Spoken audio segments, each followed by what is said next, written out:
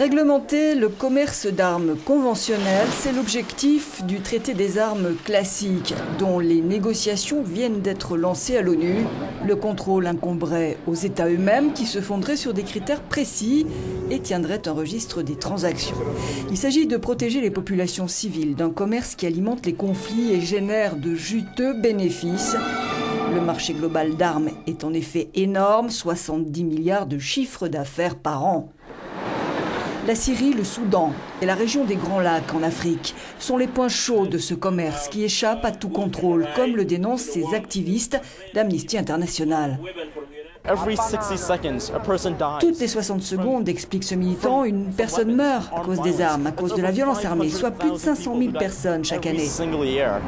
Ces activistes demandent que les armes soient aussi soumises aux règles du commerce international, tout comme les autres produits qui concernent les fruits jusqu'aux os des dinosaures.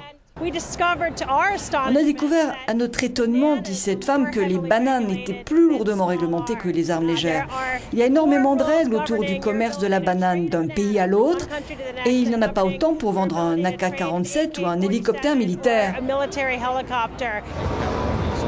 Mais pour parvenir à un traité, il faudra l'accord à l'unanimité de tous les pays de l'ONU. Cela veut dire que n'importe lequel peut imposer son veto et en regardant les principaux acteurs de ce commerce, on réalise combien la tâche sera difficile.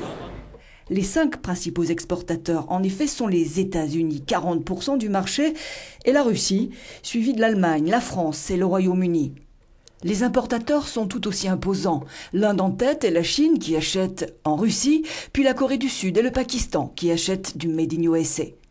La Russie, qui a vendu pour 13,2 milliards de dollars d'équipements militaires en 2011, souhaite des critères peu contraignants. Les États-Unis veulent exclure du traité les munitions et la Chine les armes légères. L'Inde, le Pakistan, le Japon et l'Arabie saoudite font valoir le droit pour un pays d'équiper ses forces de sécurité.